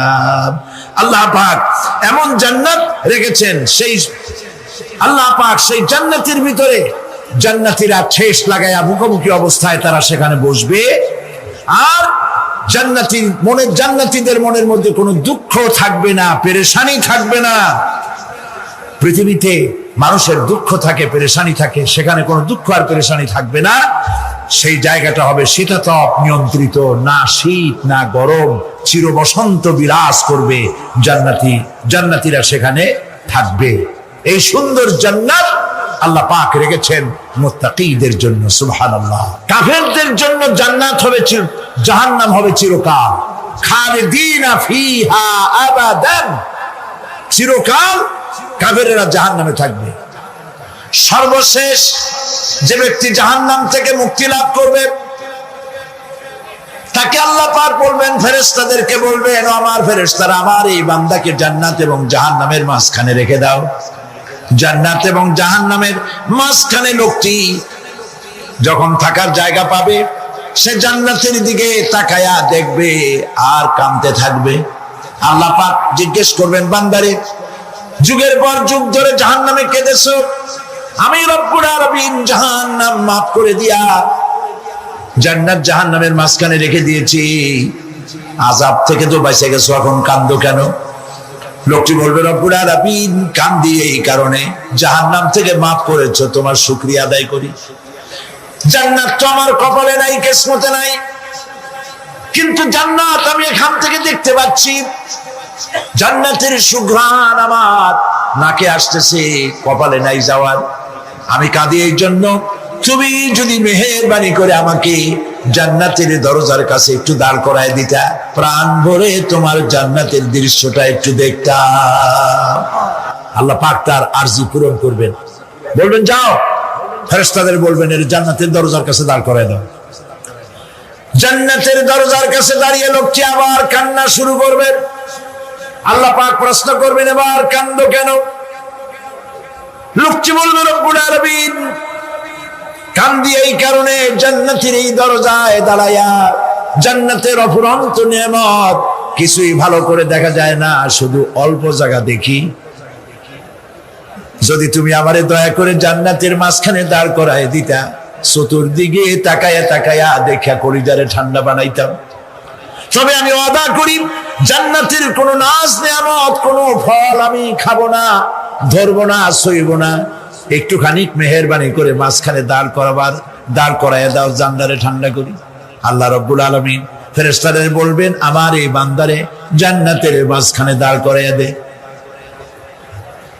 আল্লাহর নবী বলেন, জান্নাতের মাঝখানে দাঁড়িয়ে লোকটি আগের চাইতে আরো জোরে চিৎকার মেরে কাঁদতে থাকবে। আল্লাহ পাক বলবেন, বান্দারে কি হলো তোর? দরজার কাছে আসতে চাইছিলে, আইনা দিলাম। আবার এবার মাঝখানে আসতে চাইছো, তাও এনে দিয়েছি, আবার কান্দো কেন? লোকটি বলবে, রব্বুল আলামিন এবার কান্দি এই জন্যে, তুমি যখন দয়া করে একটিবার জান্নাতের মাঝখানে এনে আমাকে দাঁড় করায় দিয়েছো, তুমি রহমান রহিম গফুরুর রহিম, এই জান্নাত থেকে আবার আর বাইর করে দিও না। আল্লাহ রাব্বুল আলামিন বলবেন, ও আমার বান্দারে, আমার এই জান্নাত তোর খুব পছন্দ হয়েছে নাকি? লোকটি বলবে, রব্বুল আলামিন কলিজা ঠান্ডা হয়ে গেছে, ভাবতেও পারি নাই জান্নাত এত সুন্দর। আল্লাহ পাক বলবেন, বান্দারে এরকম একটি নয়, দুইটা নয়, তোর জন্য আমি 10টা জান্নাতে এরকম রিজার্ভ করে রাখছি। সুবহানাল্লাহ। আল্লাহ পাককে ভয় করে পৃথিবীর সমস্ত পাপ থেকে যারা নিজেকে রক্ষা করবে আল্লাহ তাদের জন্য এই জান্নাত রেখে দিয়েছেন। সুবহানাল্লাহ। সেই জান্নাতের রিসিপশন আপনারা আন্দাজ করতে পারবেন না রিসিপশন কারে কয়। কি এর প্রধানমন্ত্রী আর প্রেসিডেন্ট, 4-5টা পুলিশ আর আর্মি আসে একটা ফট করে সেলুট মারলো, বাস শেষ হয়ে গেল, এরকম না। জান্নাতীদেরকে রিসিপশন দেওয়া হবে। জান্নাতীরা যখন আল্লাহর হুকুমে জান্নাতের দিকে যেতে লাগবে, আর যখন জান্নাতের কাছে চলে যাবে আল্লাহ রাব্বুল আলামিন শোনায় দিচ্ছেন, হাত্তা ইযা জাউহা ফুতিহাত আবওয়াবুহা ওয়া ক্বালা লাহুম খাযানাতুহা সালামুন আলাইকুম তিবতুম ফাদখুলুহা খালিদিন। সুবহানাল্লাহ। জান্নাতীরা যখন জান্নাতে প্রবেশ করার দরজার মুখোমুখি হবে, দ্বার রক্ষীগণ তখন বলবে, সালামুন আলাইকুম, আল্লাহর শান্তি তোমাদের উপরে বর্ষিত হোক। সুবহানাল্লাহ। দুনিয়ার টাটকা টাটকা সুখগুলি 2 পা দিয়ে ঠেলে দিয়েছো, টাটকা সুখগুলি গ্রহণ করো নাই, হারাম খাও নাই, আল্লাহর দ্বীন কায়েমের জন্য রক্ত দিয়েছো, জীবন দিয়েছো, কষ্ট করেছো, আল্লাহকে ভয় করেছো, আমাদের সালাম গ্রহণ করো, জান্নাতের মধ্যে ঢুকে যাও চিরকালের জন্য। সুবহানাল্লাহ। আর বাইরে হওয়া লাগবে না, চিরকাল এই জান্নাতের মধ্যে তোমরা বসবাস করতে পারবে, আল্লাহ রাব্বুল আলামিনের ফেরেশতারা বলে দিবেন। জান্নাতের মধ্যে আল্লাহ পাক হুরদের সঙ্গে জান্নাতীদের বিয়ের ব্যবস্থা করে দিবেন। কোরআনে কারিমে আল্লাহ পাক বলেন, মুত্তাকিইনা আলা সুরুরিন মাসফুফাতিন ওয়া যাওয়াজনাহুম বিহুরিন ঈন। সামনাসামনি ভাবে সাজানো সারি সারি আসন সমূহের উপর তারা ঠেস লাগায় বসে থাকবে, আর আল্লাহ রাব্বুল আলামিন হুরদের সাথে জান্নাতীদের বিয়ের ব্যবস্থা করে দিবেন। যেসব হুরের সঙ্গে বিয়ে হবে তাদের আল্লাহ পাক বিবরণ দিচ্ছেন কি রকম হবে তারা। লাম ইয়াতমিসহুন্না ইনসুন ওয়ালা জান, এর পূর্বে জিন এবং ইনসান এদেরকে কেউ স্পর্শ করে নাই। কি রকম তারা? কাআন্নাহুন্নাল ইয়াকুতু ওয়াল মারজান, যেমন ঝিনুকের ভিতরে মণিমুক্তা থাকে এইভাবে আল্লাহ পাক তাদেরকে পবিত্র করে রেখে দিয়েছেন। আমার প্রিয় ভাইরা, আল্লাহ রাব্বুল আলামিন কোরআনে কারীমের ভিতরে বলেছেন, ফাবিআইয়ি আলা'i রাব্বিকুমা তুকাযযিবান। জান্নাত দান করে আল্লাহ পাক এবার জান্নাতীদেরকে সম্বোধন করে বলবেন, ইয়া ইবাদি লা খাউফুন আলাইকুমুল ইয়াওমা ওয়ালা আনতুম তাহজানুন। হে আমার বান্দারা, লা খাউফুন আলাইকুমুল ইয়াওম, আজ আর কোনো ভয় নাই। সুবহানাল্লাহ, সুবহানাল্লাহ। আজ আর কোনো ভয় নাই, কোনো চিন্তাও নাই, আরামে এই জান্নাতের মধ্যে বসবাস করো। এরপরে আল্লাহ পাক জিজ্ঞেস করবেন, ও আমার জান্নাতীরা, আমি যেসব ওয়াদা করছিলাম আমার ওয়াদা মোতাবেক সমস্ত নিয়ামত পেয়েছো? তারা বলবে, হ্যাঁ পেয়েছি, সব নিয়ামত আপনার ওয়াদা মোতাবেক সব পেয়েছি। আল্লাহ রাব্বুল আলামিন বলবেন, সব পাও নাই, ওয়ালাদাইনা মাজিদ, আমার কাছে আরো বেশি আছে। সুবহানাল্লাহ, আমার কাছে আরো বেশি আছে।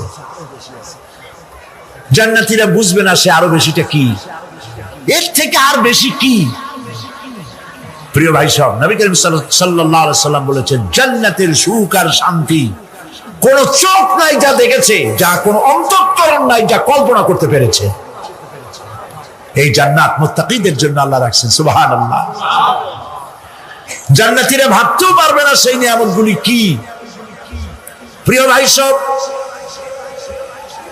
সেই মুহূর্তে আল্লাহর নবী মুহাম্মদুর রাসূলুল্লাহ সাল্লাল্লাহু আলাইহি ওয়াসাল্লাম বলবেন, রব্বুল আলামিন আমার উম্মতেরা জান্নাতীরা বুঝতে পারে নাই আপনার কাছে কি নিয়ামত আরো বেশি আছে। আমার এই উম্মতেরা জান্নাতীরা আপনার ওয়াদা মোতাবেক সব পেয়েছে, কিন্তু একটি জিনিস এখনো তাদের কিসমতে হয় নাই। সেই জিনিসটা হলো আল্লাহ পাককে দেখবে। প্রাণ খুলে আজ দোয়া করি, রব্বুল আলামিন জান্নাতের যেই পরিবেশে যেই জায়গায় তুমি দয়া করে তোমার গোলামদেরকে তুমি নিজেই দর্শন দিবে, দেখা দিবে। মনিব গো, ও আমাদের রব, আজ এই বিশাল জনসমুদ্র নিয়ে তোমার দরবারে আবেগ ভরা কণ্ঠে বলি, যে অনুষ্ঠানটি তুমি এমন মুবারক অনুষ্ঠান করবে যেখানে তুমি জান্নাতীদেরকে দেখা দিবে, ওই জান্নাতের কোনো একটি ওই অনুষ্ঠানের কোনো একটি কোনায় কানায় আমাদেরকেও দাঁড় করাইয়া দেখার তো।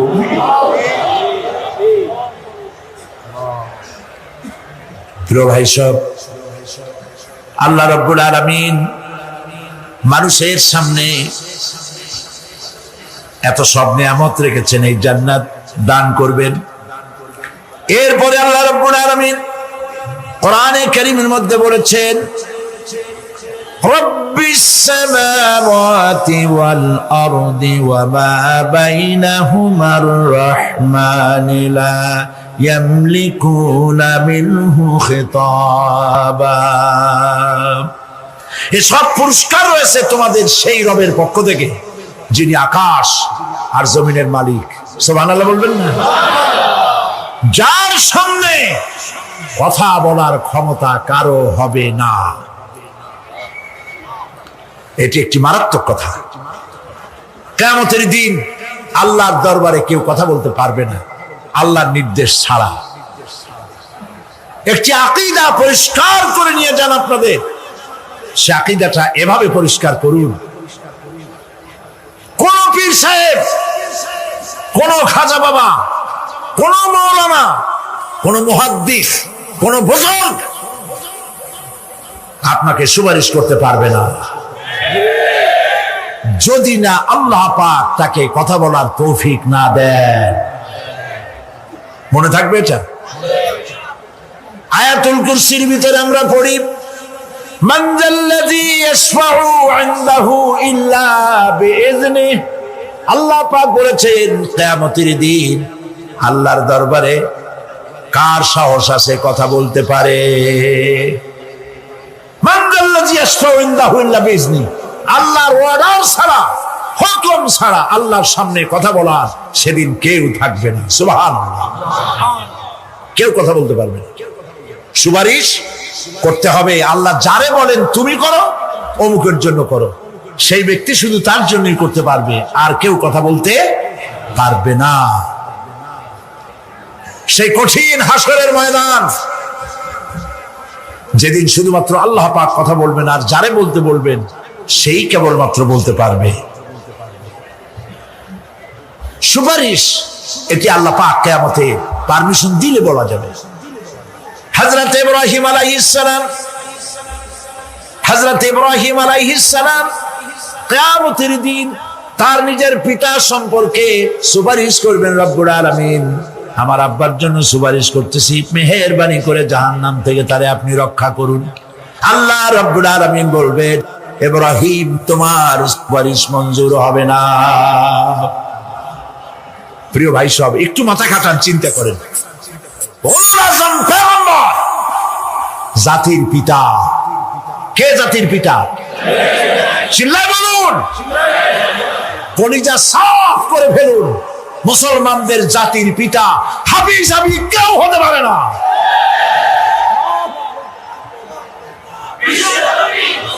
মিল্লাতা আবিকুম ইব্রাহিম। ইব্রাহিম আলাইহিস সালাম এই মিল্লাতের পিতা। সুবহানাল্লাহ। হযরত ইব্রাহিম আলাইহিস সালাম কিয়ামতের দিন বলবেন, আল্লাহ আমার আব্বার জন্য সুপারিশ করছি। আল্লাহ পাক বলবেন মঞ্জুর হবে না। আসর তোমার পিতা হতে পারে, কিন্তু আমার খলিলকে আগুনে ফেলার জন্য নমরুদকে সে সহযোগিতা করেছে, আমি তোমার পিতাকে ক্ষমা করব না।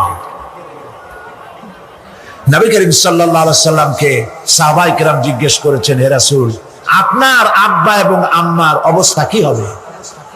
নবী করিম সাল্লাল্লাহু আলাইহি সাল্লাম কেঁদে ফেলেছেন, সব বলেছেন, আমি তাদের কোনো উপকারে আসব না। আল্লাহু আকবার। আপনি মনে করছেন নাকি যে ইয়া নবী সালাম আলাইকা বলি অমনি নবী সুপারিশ পাবেন? এত সহজ। কতগুলো রসগোল্লা খাইলেন আর বড় একটা মিছিল করলেন আর অমনি চলে যাবেন? পৃথিবীর সব মানুষ, সাহাবায়ে কেরাম বাদ দেন, পৃথিবীর সমস্ত মানুষ একত্রিত হয়ে আবু তালেব রাসূলুল্লাহকে যে ভালোবেসেছেন, ওর 1000 ভাগের 1 ভাগও সারা দুনিয়ার মানুষ রাসূলুল্লাহকে ভালোবাসতে পারবে? পারবে? নিজের ছেলে আলীকে, আলী রাদিয়াল্লাহু তাআলা আনহুকে আলাদা বিছানায় শোয়াইয়া, ছোট্ট মানুষ হযরত আলী আলাদা জায়গায় রাখিয়া মুহাম্মদুর রাসূলুল্লাহ সাল্লাল্লাহু আলাইহি ওয়াসাল্লাম এতিম মানুষ তারে কলিজার সাথে বুকের মধ্যে আশ্রয় দিয়ে আগলে রেখেছেন বুক ভরে। সেই আবু তালেব মৃত্যুর সময় নবী করিম সাল্লাল্লাহু আলাইহি ওয়াসাল্লাম বলেছিলেন, চাচা একটি বার আমার কানে তাওহীদের কালেমা শোনায় দেন। আবু তালেব তার কিসমতে ছিল না কালেমা। মরে যাওয়ার পর একজন সাহাবী বলেছিলেন, ইয়া রাসূলুল্লাহ, মৃত্যুর সময় আবু তালেবের মুখ আমি নড়তে দেখেছি, তিনি কালেমা পড়েছেন সম্ভবত। রাসূলুল্লাহ সাফ বলেছেন, আমি শুনি নাই। এত ভালোবাসার পরেও হাদিস শরীফে এসেছে আবু তালেব জাহান্নামে যাবে। কোথায় যাবে? জাহান্নামে। সবচাইতে কম আযাব হবে কার? আবু তালেবের। কম আযাবটা কি?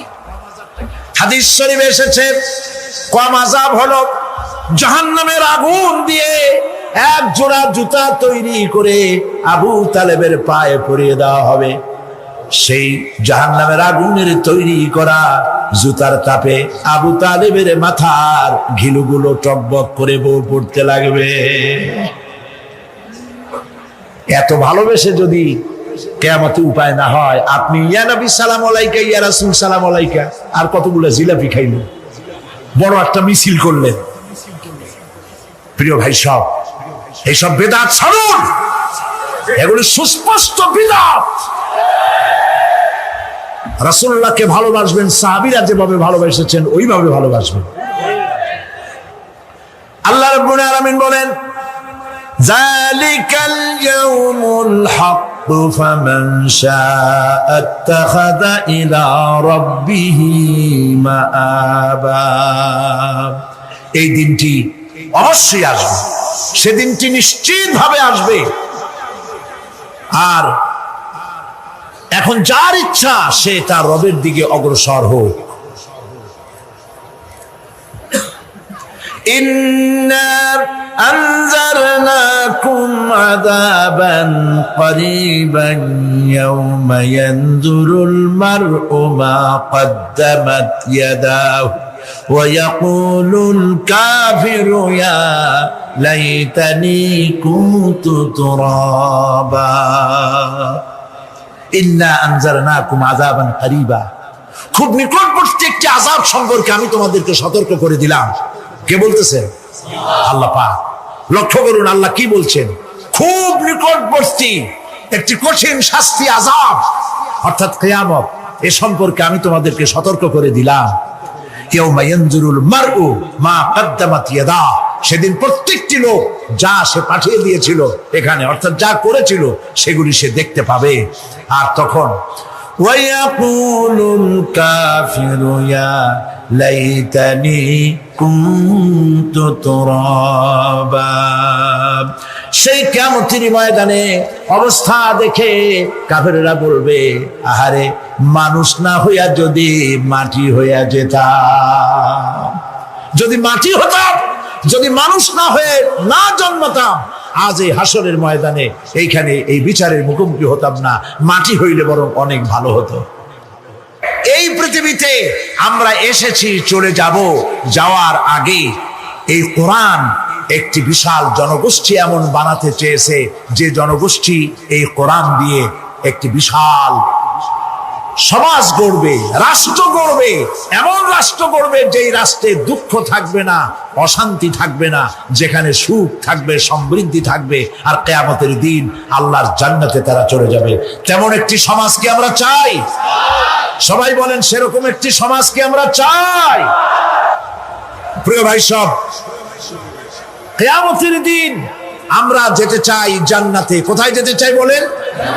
জোরে বলেন। এই জান্নাতে যাওয়ার জন্য দুইটা কাজ করতে হবে। কয়টা কাজ? আল্লাহ রাব্বুল আলামিন বলেন, ফামান কানা ইয়ারজু লিকাআ রাব্বিহি ফালইআমাল আমালান সালিহান ওয়া লা ইউশরিক বিইবাদাতি রাব্বিহি আহাদা। আল্লাহ পাক বলেন, যে বাজারা আমার সঙ্গে দেখা করতে চায় কিয়ামতে, দুইটা কাজ করা লাগবে। বলেন কয়টা কাজ? একটা হলো নেক আমল। কি আমল বলেন? নেক আমল। নেক আমল কারে বলে? নেক আমল করতে হলে আবার দুইটা শর্ত লাগে। এক নম্বরে কাজটা করতে হবে আল্লাহরে খুশি করার জন্য। কারে খুশি করার জন্য? একটা মাদ্রাসা বানাইছি যাতে লোকেরা বলে যে বড় একটা মাদ্রাসা বানাইছে, এই জন্য মাদ্রাসা বানাবেন, মসজিদ বানাবেন, হসপিটাল বানাবেন, যা কিছু করেন নিয়ত হবে আল্লাহকে খুশি করা। নিয়ত হবে কারে খুশি করা? আল্লাহ পাককে খুশি করা। এই হলো নেক আমলের প্রথম শর্ত। কাজ হবে আল্লাহকে খুশি করার জন্য। দুই নম্বরে কাজটি হতে হবে সুন্নতে নববী সাল্লাল্লাহু আলাইহি ওয়াসাল্লামের উপরে। মনে থাকবে, দাড়ি রাখবো। কেন রাখবো? রাসূলের সুন্নাত। রাখবো কারে খুশি করার জন্য? আল্লাহ খুশি করার জন্য। রাখবো কার মতো? রবীন্দ্রনাথের মতো, কার্ল মার্কসের মতো, কবির মতো নয়। রাখতে হবে কার মতো? নবীর মতো। বুঝে নেন, কাজটা হতে হবে আল্লাহকে খুশি করার জন্য। দুই নম্বরে কাজটা হতে হবে সুন্নতে নববী সাল্লাল্লাহু আলাইহি ওয়াসাল্লামের উপরে হতে হবে। তাহলে এই হলো এক নম্বর। জান্নাতে যাওয়ার জন্য, আল্লাহর সাথে দেখা করার জন্য এক নম্বরের কাজ হলো নেক আমল। বলেন এক নম্বরের কাজ কি? দুই নম্বরের কাজ ওয়ালা ইউশরিক বিইবাদাতি রাব্বিহি আহাদা। আল্লাহ রাব্বুল আলামিনের ইবাদতের সাথে কাউকে শরীক স্থাপন করা যাবে না। আমরা যারা মুসলমান, অধিকাংশ মুসলমান শিরকের ভিতরে মুবতালা হয়ে আছে। বিশ্বাস করেন কিনা বলেন? কাফেররা তো মুশরিক আছে, ওরা তো মুশরিক আছেই, কিন্তু আমরা মুসলমানেরা আমাদের আমলের মধ্যে, আমাদের অজান্তে সবের নিয়তে অনেক শিরক আমরা করে বসি। নাউজুবিল্লাহ। বলেন নাউজুবিল্লাহ। এই জন্য আমি বারবার সতর্ক করি, নিজেকেও করি, আপনাদেরকেও করি। এই কারণে করি, শিরকের গুনাহ আল্লাহ মাফ করবেন না। ইন্না শিরকা লাযুলমুন আযীম। শিরক মস্ত বড় অপরাধ, জুলম, আল্লাহ মাফ করবেন না। আল্লাহর কাছে কাঁদতে কাঁদতে মাফ চাওয়া লাগবে যে আল্লাহ শিরক থেকে আমাকে রক্ষা করো, বাঁচাও। অনেক গোপন শিরক আছে। মাজারে যান, পীর সাহেবের কাছে যান, মনে যদি নিয়ত থাকে উনি ফু দিলে আমি ভালো হবই, উনি তাবিজ দিলে আমার বাচ্চা হবেই, উনি আমারে দয়া করলেই আমার ব্যবসায় উন্নতি হবেই, এইটার নাম শিরক। এটার নাম কি? ওয়াইজা সাআলতা ফাসআলিল্লাহ ওয়াইজা ইসতাআনতা ফাসতাইন বিল্লাহ। যা বলার আল্লাহরে বলো, আর যা চাওয়ার কার কাছে চাও? চিল্লায় বলেন। কলিজাটাকে পরিষ্কার করে দেন আজকের মাহফিলে। এই কলিজায় কারো প্রতি কোনো ভয় রাখবো না আল্লাহ ছাড়া। ভয় করবো কারে বলেন? মহব্বত আল্লাহ ছাড়া, এত বেশি মহব্বত আর কাউকে করবো না। আল্লাহ তাআলা আমাদের কলিজায় তোমার ভয় এবং মহব্বত দিয়ে ভরে দাও। রাসূলের মহব্বত দিয়ে আমাদের দিলকে ভরে দাও। বিশ্বাস করুন ভাই সাহেব, কোরআন শরীফ আমার সামনে, বিশ্বাস করুন। দেশি পীর, বিদেশি পীর, খাজা বাবা দেশি এবং বিদেশি কেউ আপনার ভাগ্য বদলাই দিতে পারবে না। এই পিছনে দৌড়ায় দৌড়ায় কোনো লাভ নয়। এতক্ষণ মসজিদের ভেতরে বসে আল্লাহর কাছে কাঁদেন। ওয়াকালা রাব্বুকুম উদউনি আস্তাজিব লাকুম। তোমার রব বলেছে আমারে ডাকো, আমি ডাকের সাড়া দিয়ে দেব। সুবহানাল্লাহ। আর আল্লাহ বলেছেন আমার ইবাদতের সাথে কাউকে শরীক করবে না। খবরদার। আলাইসাল্লাহু বিকাফিন আবদা। আল্লাহ প্রশ্ন করছেন আলাইসাল্লাহু বিকাফিন আবদা, আমি কি আমার বান্দার জন্য যথেষ্ট নই? চিল্লায় বলুন অবশ্যই যথেষ্ট। আবার বলেন অবশ্যই যথেষ্ট। কলিজা সাফ করে ফেলেন। সম্রাট শাহজাহান, দিল্লির সম্রাট, হাবিজাবি সম্রাট না, দিল্লির সম্রাট। এখন কোথায়? কবরের মধ্যে। কবি বলতেছেন শাহনে জাহাं को जिन्हें फकर से देते थे बाज, शाहने जहां को जिन्हें फकर से देते थे बाज, वाज कब्र में है सूरह अलहम्दु की मोहताज। সারা ভারতবর্ষ যারা ট্যাক্স দিয়ে নিজেকে সৌভাগ্যবান বলে মনে করত, সে আজ কবরের মধ্যে ভিক্ষুকের মতো সূরা আলহামদুর মতো একটি সূরার মুহতাজ হয়ে ভিক্ষুকের মতো শুয়ে আছে। সম্রাট শাহজাহান মসজিদে বসে আছে, এক ফকির ঘুরতেছে।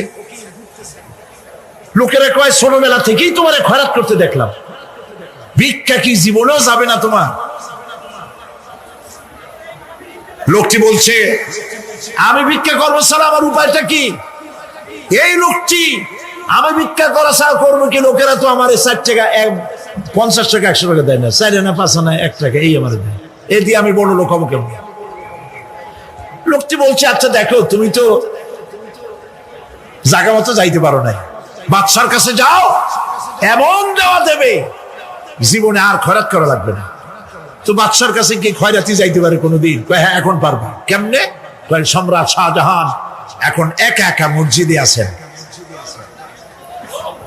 তখনকার এসব বাদশারা অনেকে নামাজি ছিলেন, দিনদার ছিলেন। ফকির দরজার কাছে দাঁড়াইয়া দেখতে পাচ্ছে কেউ নাই, দেহরক্ষীরা দূরে দূরে দাঁড়ানো। বাদশাহ মসজিদের ভেতরে বসে হাত কাছে কি খয়রাতি যাইতে পারে কোনোদিন? হ্যাঁ এখন পারবা। কেমনে? সম্রাট শাহজাহান এখন একা একা মসজিদে আছেন।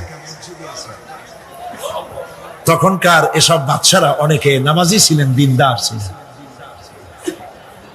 ফকির দরজার কাছে দাঁড়াইয়া দেখতে পাচ্ছে কেউ নাই, দেহরক্ষীরা দূরে দূরে দাঁড়ানো।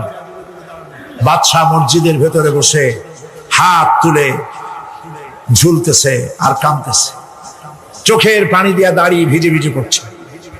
এই দৃশ্য অনেকক্ষণ দেখলো ফকির। কিছুক্ষণ পর সম্রাট শাহজাহান মসজিদ থেকে বেরিয়ে আসছে। ফকির বলছে আসসালামু আলাইকুম হুজুর। তিনি বললেন ওয়ালাইকুম আসসালাম, চলে গেল।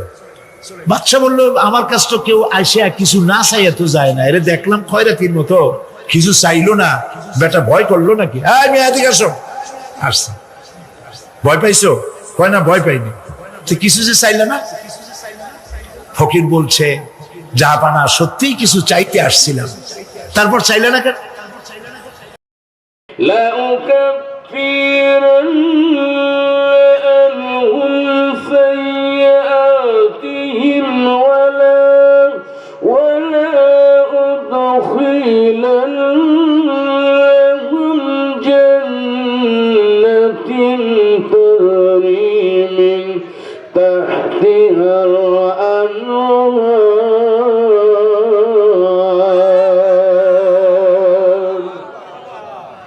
ঘোষণাকার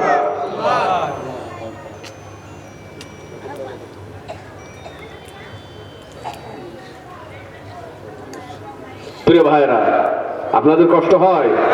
আল্লাহ পাক বলেন যারা, আল্লাহ পাক পরিষ্কার করে বললেন ফাল্লাযীনা হাজারু, ইসলাম গ্রহণ করার কারণে, ইসলামী সংগঠনভুক্ত হওয়ার কারণে, আল্লাহর জমিনে কোরআনের আইনকে বাস্তবায়ন করার জন্যে যাদেরকে এলাকা ছেড়ে দিতে হয়েছে, যাদেরকে তাদের মাতৃভূমি থেকে তাড়িয়ে দেওয়া হয়েছে, বের করে দেওয়া হয়েছে, তারপরেও তারা এত নির্যাতন, এত কষ্ট সহ্য করেছে আমি আল্লাহ আমার পথে, আমার রাস্তায়। এরপরে তারা কাফের বেঈমানদেরকে প্রতিবাদ করেছে, অথবা কাফের বেঈমানদের সঙ্গে প্রতিবাদ করতে গিয়ে জমিনে অনেক সময় শাহাদাতের পেয়ালা পান করেছে। এমন কাজটি যারা করেছে আমি আল্লাহ ঘোষণা করে দিলাম তাদের জীবনের জিন্দেগীর গুনাহ খাতাগুলি আমি মাফ করে দিয়ে আমার জান্নাতে তাদেরকে আমি প্রবেশ করায় দেব। জোরে বলুন সুবহানাল্লাহ। একটু জিকির করি লা ইলাহা ইল্লাল্লাহ, জোরে আরো জোরে লা ইলাহা ইল্লাল্লাহ, লা ইলাহা ইল্লাল্লাহ মুহাম্মাদুর রাসূলুল্লাহ। ভাইরা আমার, বাবাজিরা, হযরত আব্দুল্লাহ জুলবাদাইল মাতৃভূমি মক্কা থেকে চলে গেলেন মদিনাতুল মুনাওয়ারায়। এই মদিনায় বিশ্বনবী একটা মসজিদ তৈরি করলেন। মদিনার মানুষেরা এই মসজিদটার নামকরণ করেছিলেন মসজিদে নববী। সুবহানাল্লাহ বলেন। এই মসজিদে নববীর সঙ্গে নবীজি আরো একটা গৃহ তিনি তৈরি করলেন, একটা শিক্ষা প্রতিষ্ঠান তিনি তৈরি করলেন, যে প্রতিষ্ঠানে মক্কা থেকে যারা পরিবার ছেড়ে চলে গেছে, যারা অর্থ নিয়ে যেতে পারে নাই, সম্পদ নিয়ে যেতে পারে নাই, এই সমস্ত পরিবার হারাম, স্বজন হারাম, অসহায় মানুষগুলি আল্লাহর নবী বিশ্ব নবীজি মসজিদে নববীর পাশে এমন একটা গৃহী জায়গা করে দিলেন, যেই গৃহটা আপনার খেজুরের পাতা দেওয়া, ছাউনি দেওয়া এবং চতুর্দিকে আলগা। ওইখানে আপনার এই অসহায়, এই দিন হারাম, এই সমস্ত পরিবার হারাম মানুষগুলি কোরআন শিখতে লাগলো, কোরআন মুখস্থ করা তারা শুরু করে দিল, হাদিস পড়তে তারা শুরু করে দিলেন, ইসলামের বিভিন্ন দিকগুলি তারা আয়ত্ত করতে শুরু করে দিলেন। প্রিয় ভাইরা আমার, আপনারা জানেন আমি আপনাদের এই মাদ্রাসায় হাফিজিয়া মুহাম্মাদিয়া হিফজুল কোরআন মাদ্রাসায় আমি কিছুক্ষণ অবস্থান করেছিলাম। আমি লক্ষ্য করলাম এই জায়গায় এমন এতিম, এমন অসহায় ছেলে বাচ্চাগুলি কোরআনের হাফেজ হইতেছে। এরা রাত্র জেগে জেগে কোরআন মুখস্থ করে, কোরআন মুখস্থ করে তাদের সিনার ভিতরে আয়ত্ত করতে চায়, হাদিসগুলি মুখস্থ করে, ইসলামের নিয়ম কানুন মাসলা মাসাইলগুলি এই কোরআনের হাফেজগুলি, ইয়াতিমগুলি তারা আয়ত্ত করতেছে। প্রিয় বন্ধুগণ, কিন্তু একটা দুঃখের বিষয়, পরিতাপের বিষয়, আপনার হাফিজা মাদ্রাসাটা টিনের ছাউনি দেওয়া, আর চতুর্দিকে যে দেওয়ালগুলি, এই দেওয়ালগুলি চুন খুঁজে পড়তেছে, প্লাস্টার খসে খসে ঝরে ঝরে পড়তেছে।